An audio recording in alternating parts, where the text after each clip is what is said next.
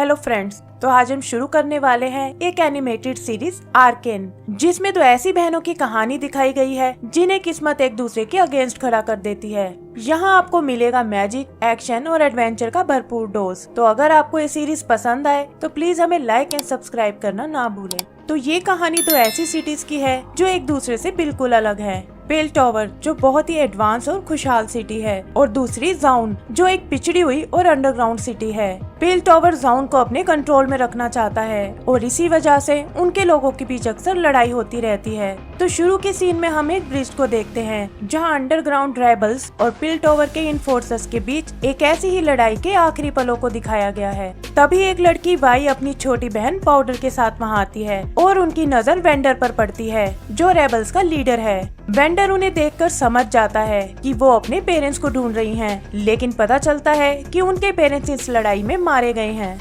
ये देखकर दोनों बहनें रोने लगती हैं और वेंडर अपने हथियार छोड़कर उन्हें अपने साथ ले जाता है। आगे का सीन कुछ टाइम बाद का है जहां हम वाई और पाउडर को देखते हैं जो अब थोड़ी बड़ी हो चुकी हैं और उनके साथ उनके एडॉप्टेड ब्रदर्स माइलो और क्लोगर भी हैं। पता चलता है कि ये लोग पेल्टॉवर सिटी में चोरी करने आए हैं और एक आलीशान अपार्टमेंट को अपना निशाना बनाते हैं। वो देखते हैं कि ये किसी इन्वेंटर का घर है और वहाँ पड़ी कीमती चीजों को अपने बैग में डालने लगते हैं। यहीं एक रूम में पाउडर की नजर कुछ चमकते हुए क्रिस्टल्स पर पड़ती है जो देखने में बहुत कीमती लग रहे हैं, और तभी वाई को बाहर से किसी की आने की आवाज सुनाई देती है। वो तुरंत सबको वहाँ से निकलने को कहती है और पाउडर जल्दी से क्रिस्टल को अपनी जेब में रख लेती है। वो लोग बचकर भागने की कोशिश करते हैं और इसी चक्कर में पाउडर की जेब से एक क्रिस्टल निकलकर नीचे गिर जाता है। क्रिस्टल की एनर्जी से वहाँ एक तेज धमाका होता है जिससे अपार्टमेंट का एक हिस्सा टूट जाता है और इन्फोर्सर्स उन्हें देख लेते हैं। वाई भी समझ जाती है कि वो मुश्किल में आ चुके हैं और इन्फोर्सर से बचते हुए वो चारों ओल्ड सिटी की ओर भागने लगते हैं। जल्दी ही वो ब्रिज को क्रॉस कर लेते हैं और एक गटर की मदद से फिसलते हुए बच निकलते हैं। वहाँ उनका सामना एक डेकर्ट नाम के लड़के और उसके दोस्तों से होता है जो उन्हें अपनी लूट उनके हवाले करने को कहते हैं। वाई इसके लिए बिल्कुल तैयार नहीं होती और माइलो और क्लोगर के साथ मिलकर उनका मुकाबला करने लगती है। तभी एक लड़का पाउडर की तरफ बढ़ता है और वो लूट वाला बैग लेकर वहाँ से भाग जाती है। वो उस लड़के को रोकने के लिए अपना बनाया एक बॉम्ब यूज करती है, लेकिन उसका कोई फायदा नहीं होता। ये देखकर पाउडर लूट वाले बैग को पानी में फेंक देती है और उसे चकमा देकर वापस अपने ग्रुप के पास आ जाती है। माइलो लूट के जाने से बहुत नाराज होता है, लेकिन वाई को तो बस पाउडर की चिंता थी और वो उन सबको लेकर अंडरग्राउंड सिटी में आ जाती है। यहाँ हम वेंडर को देखते हैं जो अब एक बार चलाता है और इस जगह पर शांति बनाए रखने की कोशिश कर रहा है। वो भी इन चारों को आते देखता है और उनसे अपर सिटी में हुए उस धमाके के बारे में पूछता है। वो वाई पर बहुत नाराज होता है और कहता है कि तुम्हारे एक्शन से पाउडर और तुम्हारे भाइयों की जान भी जा सकती थी। वाई उससे बहस करती है और कहती है कि हमें अपने हक के लिए लड़ना चाहिए, लेकिन वेंडर को डर है कि इससे इन्फोर्सर्स उनके लिए प्रॉब्लम खड़ी कर सकते हैं। आगे उसे पता चलता है कि इस रॉबरी की टिप उन्हें बेंजो के वहाँ से मिली थी और वो क्लोगर को लेकर उससे मिलने जाता है। इधर एक सीन में हम देखते हैं कि पाउडर को अपनी जेब से वो क्रिस्टल मिलते हैं और वो इसके बारे में वाई को बताने जाती है। वहाँ वो सुनती है कि वाई और माइलो उसके ही बारे में बात कर रहे हैं, जहाँ माइलो उसे एक पनौती यानी जिंक्स कहता है। उसे लगता है कि जब भी पाउडर उनके साथ किसी मिशन पर जाती है तो वो हमेशा फेल हो जाते हैं, और ये सुनकर पाउडर उदास हो जाती है। उधर वेंडर बेंजो से मिलता है जो उसका पुराना दोस्त है और एक एंटीक सामान की शॉप चलाता है। वेंडर उसे बताता है कि बच्चों की इस हरकत से बहुत बड़ी प्रॉब्लम खड़ी हो सकती है और उसे किसी भी तरह इस बात को दबाना होगा। यहीं हम एक लड़के एको को भी देखते हैं जो बेंजो के यहाँ काम करता है और उसकी और क्लोगर की बातों से पता चलता है कि रॉबरी की इंफॉर्मेशन उसी ने इन्हें दी थी। वो बताता है कि कैसे अपर सिटी का एक बहुत ही अमीर आदमी उनके यहाँ कुछ सामान लेने आया था और उसी का पीछा करते हुए उसने उसके अपार्टमेंट का पता लगा लिया। तभी वो दो इन्फोर्सर्स को आते हुए देखते हैं जिनमें चीफ ग्रेसन और उसका डिप्टी मार्कस है, और ये देखकर क्लोगर वहाँ से निकल जाता है। ग्रेसन वेंडर से उन चोरों के बारे में पूछती है और कहती है कि जब तक वो नहीं पकड़े जाते तब तक पेल्टॉवर काउंसिल चैन से नहीं बैठेगी। यहाँ समझ आता है कि ग्रेसन और वेंडर के बीच में एक समझौता हुआ था जहाँ उन दोनों ने एक दूसरे के काम में दखल न देने का फैसला किया था। ग्रेसन उसे वो सौदा याद दिलाती है और कहती है कि अगर जल्दी ही वो चोर नहीं पकड़े पकड़े गए तो काउंसिल इन्फोर्सर्स की पूरी फौज यहाँ भेज देगी। वेंडर फिर भी उसे मना कर देता है और ग्रेसन उसे एक डिवाइस देकर कहती है कि अगर तुम्हारा मन बदल जाए तो इससे तुम मुझे कांटेक्ट कर सकते हो। यहीं एक सीन में हम एको को देखते हैं जो छुपकर उनकी सारी बातें सुन लेता है।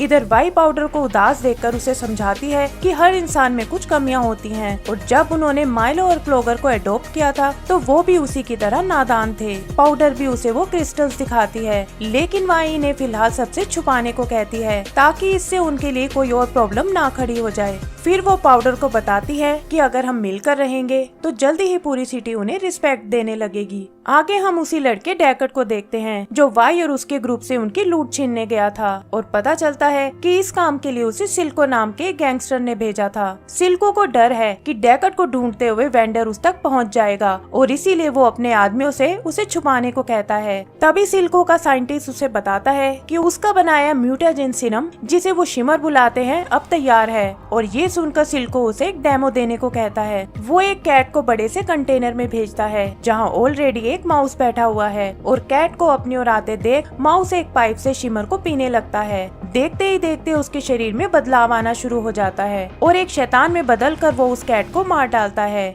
ये देखकर सिल्को को बहुत सेटिस्फेक्शन होता है और वो इस ड्रग को डेकर्ड पर टेस्ट करने को कहता है।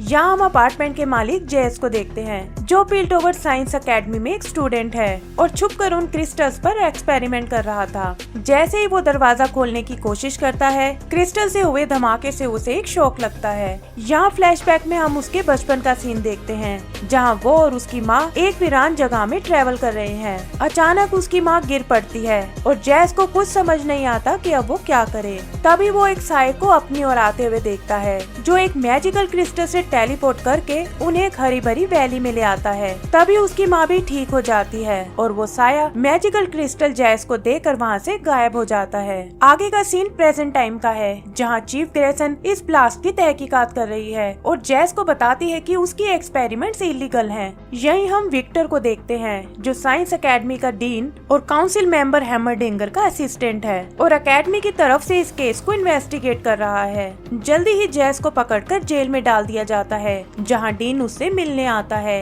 जेस उसे बताता है कि शायद उसने साइंस के थ्रू मैजिक तक पहुंचने का तरीका ढूंढ लिया है जिसकी बुनियाद उन क्रिस्टल्स पर टिकी हुई है, लेकिन डीन उसे काउंसिल के आगे ऐसा कुछ भी बताने से मना करता है और कहता है ये जिस मैजिक के पीछे तुम जा रहे हो वो बहुत ही ज्यादा खतरनाक है।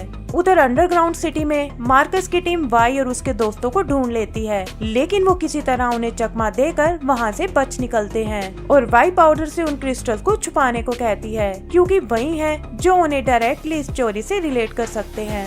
वेंडर के लोग भी उस पर प्रेशर बनाते हैं कि उन्हें इन्फोर्सर से लड़कर अपने इलाके से बाहर भेजना होगा, लेकिन वेंडर पिल्टोवर से कोई पंगा नहीं लेना चाहता क्योंकि पिछली लड़ाई में उसने अपने काफी करीबी लोगों को खो दिया था। सेविका नाम की एक लड़की को लगता है कि शायद वेंडर अब कमजोर हो गया है और वो अपने कुछ साथियों के साथ वहाँ से चली जाती है। वाई और उसके दोस्तों को भी लगता है कि उन्हें इन फोर्सेस का मुकाबला करना चाहिए और तब एको उन्हें ग्रेसन और वेंडर के बीच हुए सौदे के बारे में बताता है। आगे हम एक और काउंसिल मेंबर मेल को देखते हैं जो असल में पिल्टोवर की सबसे रिच क्लैन से है और उसका मकसद हमेशा पिल्टोवर को और एडवांस बनाने का है।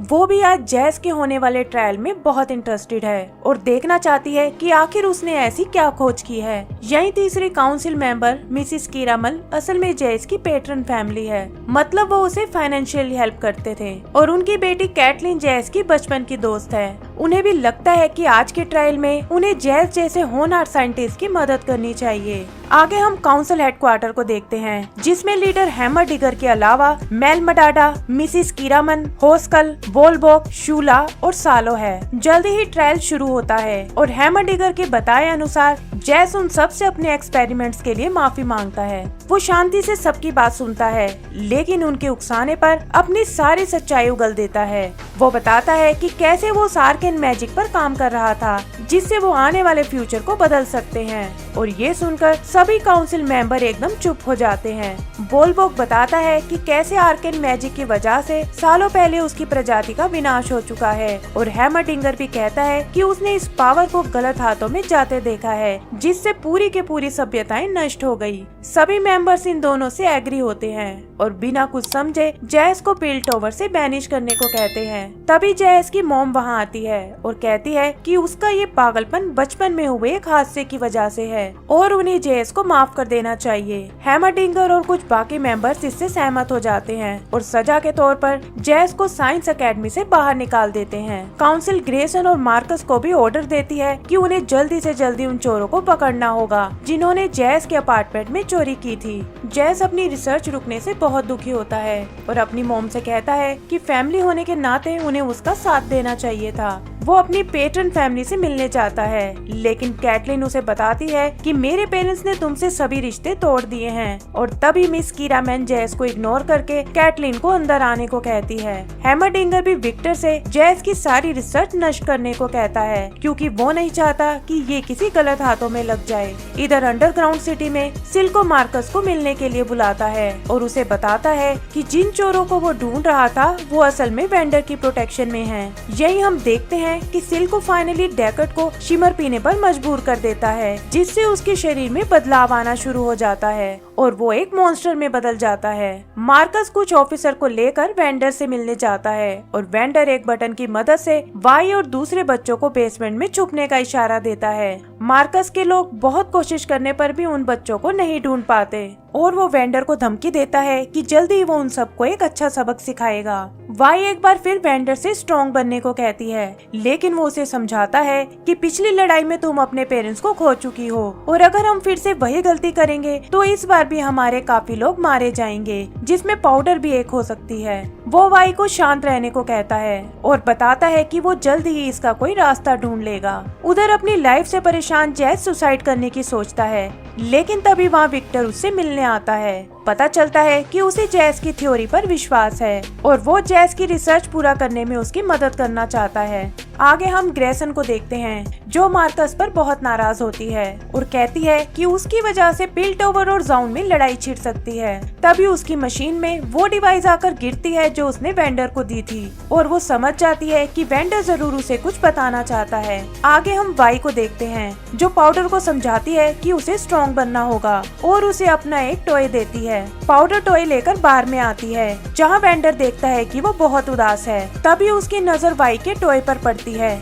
जो उसे अपनी जान से भी प्यारा था और वो समझ जाता है कि वाई सबको बचाने के लिए सरेंडर करने वाली है। एंड सीन में हम देखते हैं कि ग्रेसन मार्कस और बाकी इन्फोर्सर्स के साथ अंडरग्राउंड सिटी की तरफ बढ़ रही है और वाई बेंजो की शॉप में बैठी उनका वेट कर रही है। तो दोस्तों, अगर आपको हमारा काम पसंद आए तो प्लीज हमें लाइक एंड सब्सक्राइब करना ना भूलें। तो ये एपिसोड शुरू होता है सिल्को से, जहां हम देखते हैं कि इस वक्त उसकी आंख बिल्कुल ठीक है और वो अंदर ही अंदर कुछ बड़बड़ा रहा है। तभी दो हाथ उसे दबाने की कोशिश करते हैं और उनकी इसी लड़ाई में सिल्को की एक आंख खराब हो जाती है। आगे का सीन बेंजो की शॉप का है जहाँ वाई इन्फोर्सर्स के आने का वेट कर रही है ताकि वो खुद को उनके हवाले कर सके, लेकिन देखती है कि वहाँ वेंडर और बेंजो आ पहुँचे हैं। वो वेंडर को बताती है कि यही एक तरीका था जिससे वो बाकी सभी को प्रोटेक्ट कर सकती है, लेकिन वेंडर उसे खींचकर एक कमरे में बंद कर देता है। तभी वहाँ ग्रेसन और मार्कस आते हैं और वेंडर उन्हें खुद को अरेस्ट करने को कहता है। ग्रेसन ऐसा नहीं चाहती क्योंकि उसके जाने से यहाँ की शांति बिगड़ सकती है, लेकिन वेंडर उन्हें कहता है कि मेरे बाद बेंजो यहाँ का ध्यान रखेगा और खुद को उनके हवाले कर देता है। वाई वेंडर को रोकने के लिए आवाजें लगाती है और तभी वो देखती है कि बाहर कोई इन्फोर्सर्स को मार रहा है। वेंडर भी देखता है कि किसी ने ग्रेसन को मार डाला है और यहाँ वो सिल्को को आते हुए देखता है। बेंजो गुस्से में उसे मारने आगे बढ़ता है, लेकिन तभी एक साया उसे भी मार डालता है। पता चलता है कि ये साया कोई और नहीं बल्कि शिमर पिया हुआ डेकर्ड है जो अब एक शैतान जैसा बन चुका है। मार्कस सिल्को से कहता है कि ये हमारी डील में शामिल नहीं था, लेकिन सिल्को कुछ पैसे देकर उसका मुंह बंद करा देता है और वो वेंडर को लेकर वहाँ से चला जाता है। मार्कस इन सब से बिल्कुल खुश नहीं होता और अंदर वाई भी एकदम टूट जाती है। आगे का सीन जैस के अपार्टमेंट का है जहाँ वो विक्टर के साथ मिलकर कुछ कैलकुलेशन कर रहा है। वो समझ जाते हैं कि क्रिस्टल को स्टेबलाइज करने के लिए उन्हें एनर्जी की फ्रिक्वेंसी को बढ़ाना होगा और इसके लिए उन्हें जैस के वो इक्विपमेंट चाहिए जो हैमरडिंगर की लैब में बंद है। विक्टर उसे लैब की चाबियां दिखाता है और कहता है कि यही मौका है जब वो काउंसिल को प्रूव कर सकते हैं कि आर्केन मैजिक रियल है। वो दोनों छुपकर और उसकी लैब तक जाते हैं, लेकिन तभी वहाँ काउंसलर मेल आ जाती है। वो उसे समझाते हैं कि उनकी रिसर्च पूरी होने वाली है, लेकिन मेल को उन पर यकीन नहीं होता। तभी वो एक गार्ड को आते हुए देखते हैं और जैस मेल को कहता है कि अगर तुम हमारी मदद करो तो हम प्रूव कर सकते हैं कि ये मैजिक रियल है। वो बताता है कि इस मैजिक से वो पिल्टोवर को बहुत आगे ले जा सकते हैं और मेल भी कुछ सोचकर उनकी बात मान जाती है। वो उन्हें खुद को साबित करने के लिए एक रात का टाइम देती है और गार्ड को वहाँ से दूर ले जाती है। इधर वाई के पास इको आता है जो बेंजो के जाने से बहुत दुखी है और उसे बताता है कि एक मॉन्स्टर वेंडर को पकड़कर अपने साथ ले गया है। आगे हम सिल्को को देखते हैं जो वेंडर को अपने बेस पर ले आया है, जहां उसके लोग हथियार और शिमर बनाने में लगे हुए हैं। यही उनकी बातों से पता चलता है कि वेंडर और सिल्को एक टाइम पर बहुत क्लोज थे और मिलकर अंडरग्राउंड सिटी को पिल्टोवर से आजाद कराना चाहते थे। सिल्को इसे एक आजाद नेशन जाउन बनाना चाहता था, लेकिन खून खराबे से परेशान होकर वेंडर ने इन्फोर्सर्स के साथ एक सौदा कर लिया और सिल्को को रोकने के चक्कर में उसकी एक आंख खराब कर डाली। सिल्को उसे एक बार फिर अपने साथ आने को कहता है और बताता है कि शिमर की मदद से वो जाउन देश बनाने का सपना पूरा कर सकते हैं, लेकिन वेंडर के मना करने पर अपने आदमियों से उसे टॉर्चर करने को कहता है।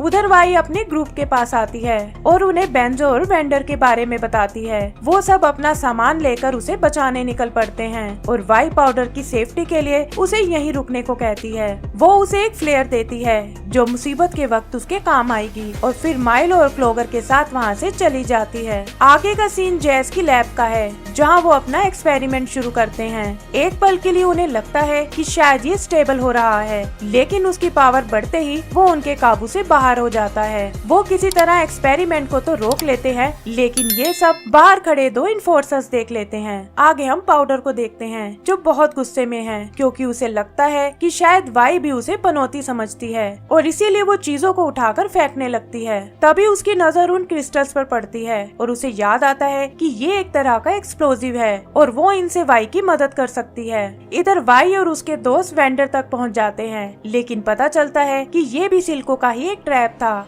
और वो अपने आदमियों को उन्हें पकड़ने को कहता है। वो वेंडर के पुराने हथियार पहनकर उनका मुकाबला करने जाती है और माइलो और क्लोगर वेंडर को आजाद कराने लगते हैं। वाई भी सिल्को के लोगों का जमकर मुकाबला करती है और यहाँ हम देखते हैं कि वेंडर की पुरानी साथी सेविका भी सिल्को से जा मिली है। अपने लोगों को हारते देख सिल्को एक बार फिर डेकर्ट को शिमर पिला देता है और वो एक मॉन्स्टर में बदलकर वाई को रोकने जाता है। वाई उसकी ताकत का मुकाबला नहीं कर पाती और अंदर आकर दरवाजा बंद कर लेती है। उधर हैमरडिंगर को जैस और विक्टर के एक्सपेरिमेंट का पता चल जाता है, लेकिन इससे पहले कि वो उन्हें रोक पाए वो दोनों अपने एक्सपेरिमेंट को पूरा कर लेते हैं और आर्केन मैजिक को कंट्रोल करने का तरीका जान जाते हैं। हैमरडिंगर फिर भी उनकी रिसर्च को अप्रूव नहीं करता और तभी मेल वहाँ आकर कहती है कि इसका फैसला पूरी काउंसिल को मिलकर करना होगा। इधर पाउडर भी सिल्को के बेस पर पहुँच जाती है और अपने लोगों को मुसीबत में देख एक क्रिस्टल बॉम्ब बनाती है। अंदर माइलो किसी तरह वेंडर को फ्री कर लेता है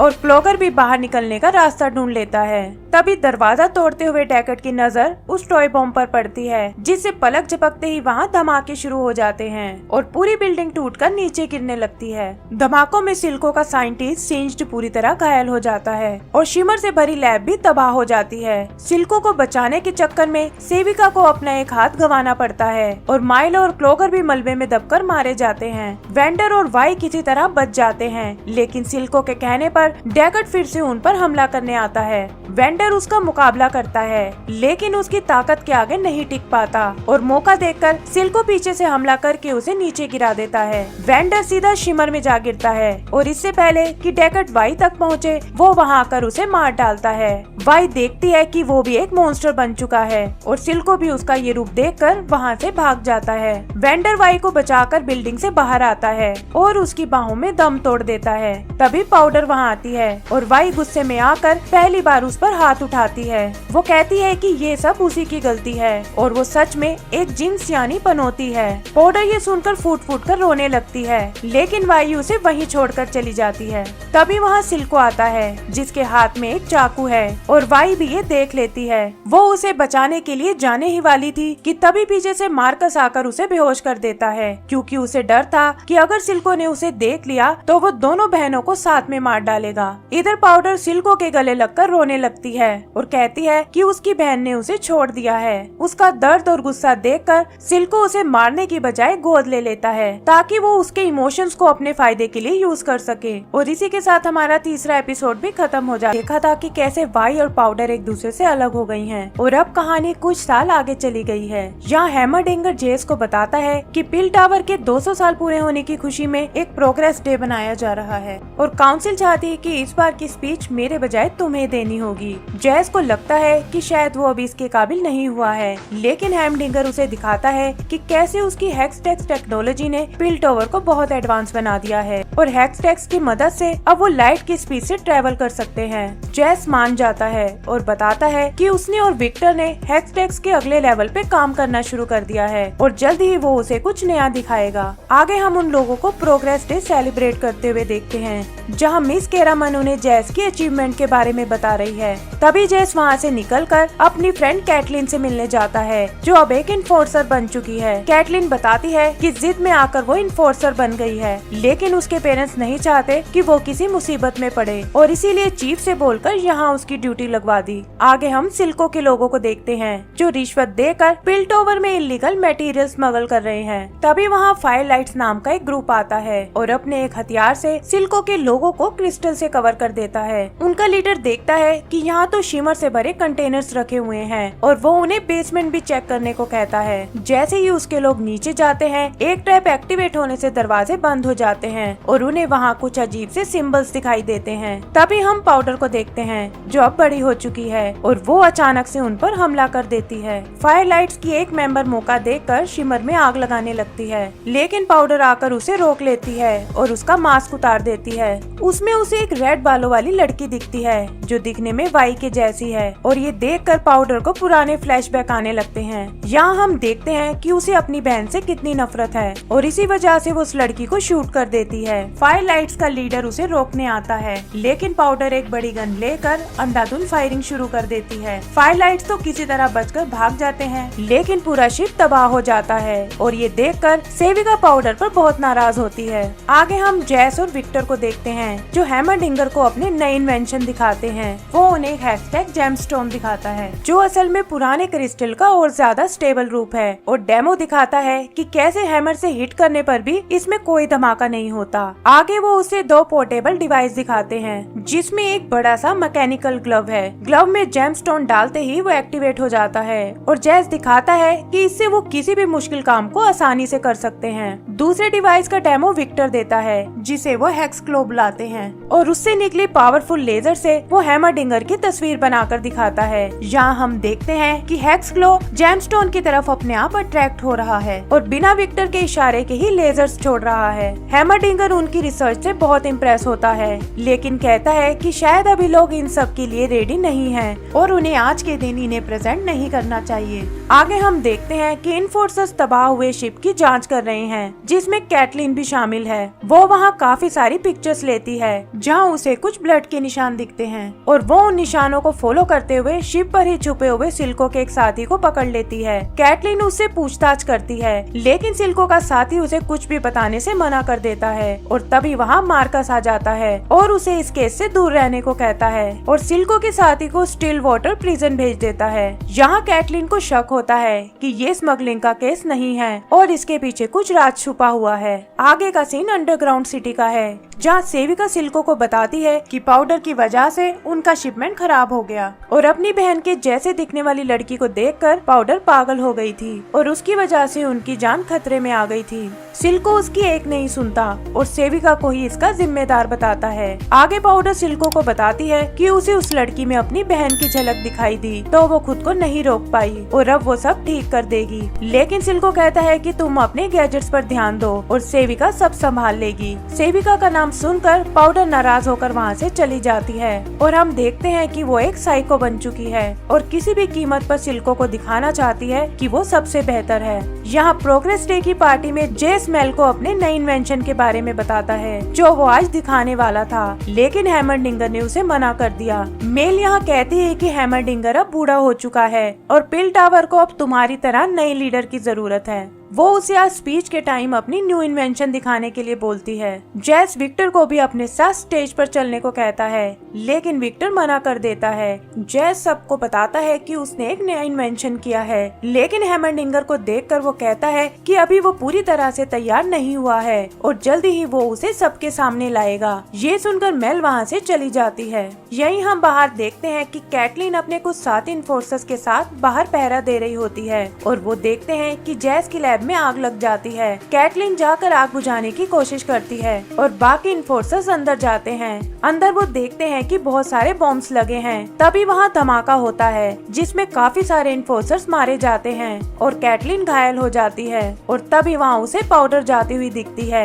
पाउडर की इस हरकत से सिल्क को काफी गुस्सा होता है, लेकिन पाउडर उसे जैस की लेबोरेटरी से चुराया हुआ उसका नया इन्वेंशन जेमस्टोन देती है। आगे जैस काउंसिल मेंबर्स को बताता है कि उसका जेमस्टोन और रिसर्च पेपर चोरी हो गए हैं। सबको लगता है कि ये अंडरग्राउंड सिटी के किसी गैंग का काम है। जैस बताता है कि अगर ये किसी गलत हाथों में पड़ गया तो इससे काफी तबाही हो सकती है। वो कहता है कि ये उसकी गलती है और जब तक इसकी पूरी जांच नहीं होती उन्हें अपनी सेफ्टी के लिए सारे हेक्स ऑपरेशन रोक देने चाहिए, जिसमें हेक्स गेट्स भी शामिल है, जिससे वो कभी भी लाइट्स की स्पीड से जा सकते हैं। यहाँ सभी हेक्स गेट को बंद करने के खिलाफ होते हैं और मेल कहती है कि जेस ने हेक्स गेट्स का आविष्कार किया है और वो इसे अच्छे से समझता है, तो हमें उसे काउंसलर बना देना चाहिए ताकि वो हेक्स गेट्स को सिक्योर बना सके। कुछ काउंसिल मेंबर इसके खिलाफ होते हैं, लेकिन वोटिंग के बाद जैस को भी काउंसिल मेंबर में ऐड कर लिया जाता है। जैस कैटलिन से मिलने जाता है, जहाँ वो उसे बताती है कि शिप पर हुए ब्लास्ट और उसकी लैब में हुए ब्लास्ट एक ही इंसान ने किए हैं, क्योंकि उसे दोनों जगह एक जैसे निशान मिले हैं और वो इसकी तह तक जाना चाहती है।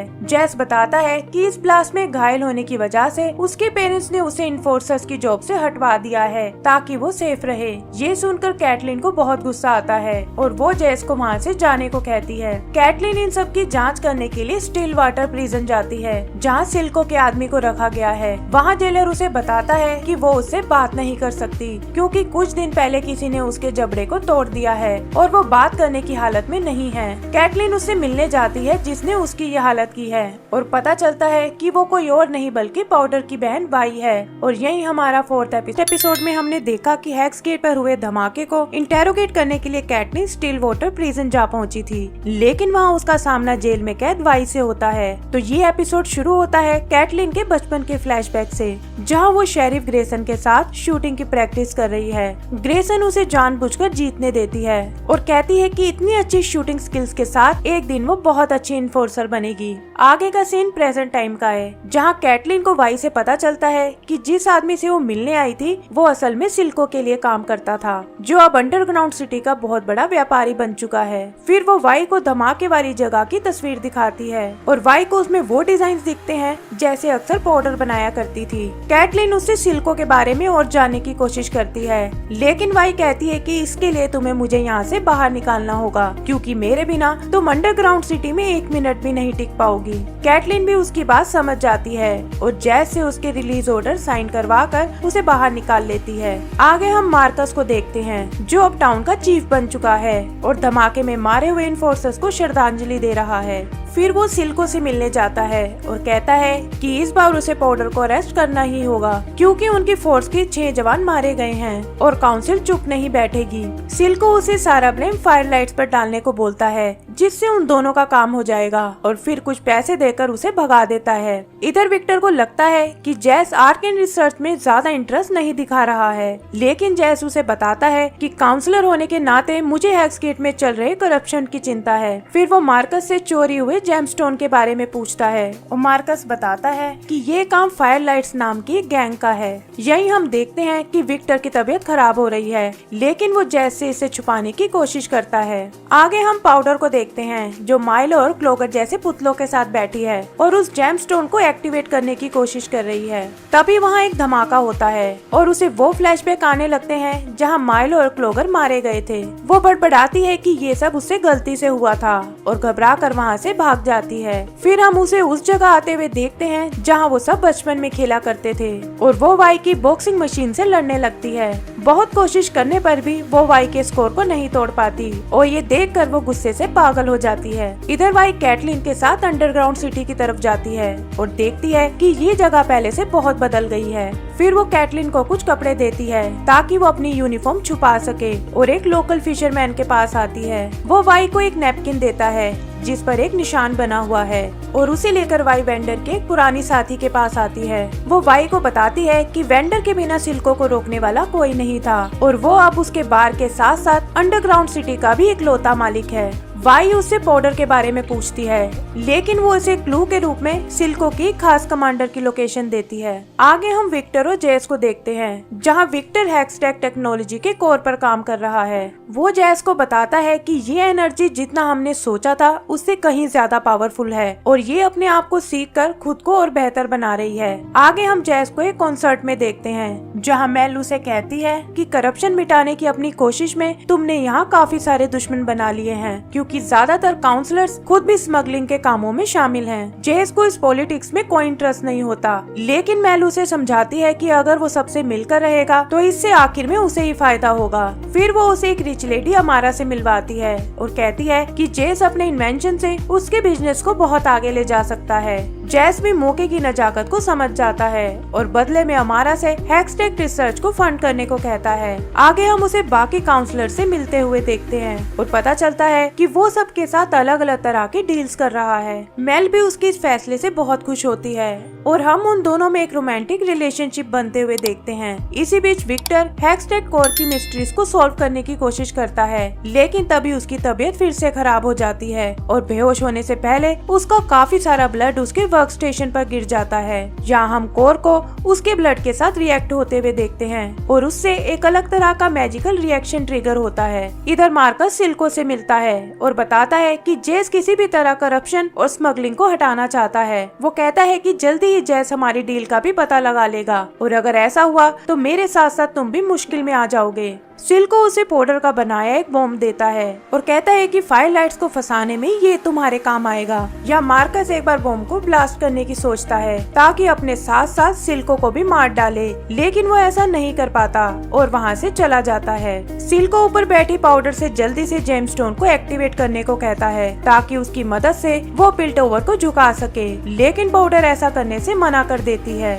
वो कहती है कि जेमस्टोन से उसे अपने अतीत की डरावने पल याद आते हैं और ये सुनकर सिल्को उसे एक लेक पर ले जाता है। वहाँ वो बताता है कि ये वही लेक है जहाँ वेंडर ने मुझे मारने की कोशिश की थी और उस दिन अपने डर को छोड़कर एक नई सिल्को ने जन्म लिया था। वो उसे भी कमजोर पाउडर को मारने को कहता है ताकि एक नई और स्ट्रॉन्ग जिंक्स बाहर आ सके और पाउडर उसकी बात मानकर लेक के अंदर चली जाती है। इधर हम वाई को देखते हैं जो अकेले ही उस लेडी की दी हुई लोकेशन की ओर बढ़ रही है और पता चलता है कि वो कमांडर असल में सेविका है जिसने वेंडर का साथ छोड़कर सिल्को को ज्वाइन कर लिया था। वाई को उस पर बहुत गुस्सा आता है और वो बिना सोचे समझे उससे भिड़ जाती है। सेविका भी उसे जिंदा देखकर बहुत हैरान होती है और यहाँ हम देखते हैं कि सिल्को को बचाने के चक्कर में जो हाथ उसने गवाया था उसकी जगह उसने अब एक रोबोटिक हाथ लगा लिया है जो असल में शिमर से चलता है। उन दोनों में एक खतरनाक लड़ाई होती है जहाँ वो दोनों एक दूसरे पर भारी पड़ती हैं, लेकिन वाई उसे काबू में करके उससे पाउडर के बारे में पूछती है। तब सेविका उसे बताती है कि वो पाउडर नहीं बल्कि जिंक्स बन चुकी है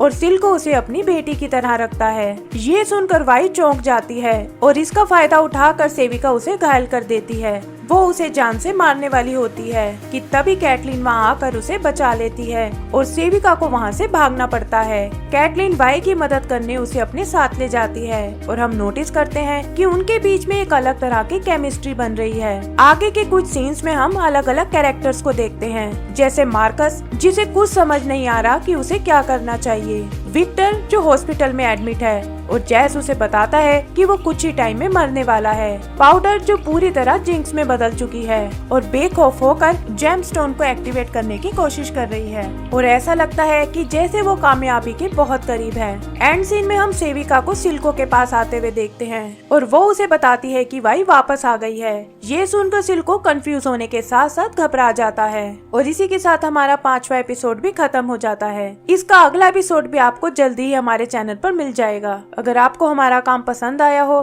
तो प्लीज हमें लाइक एंड सब्सक्राइब करना ना भूलें। Thank you.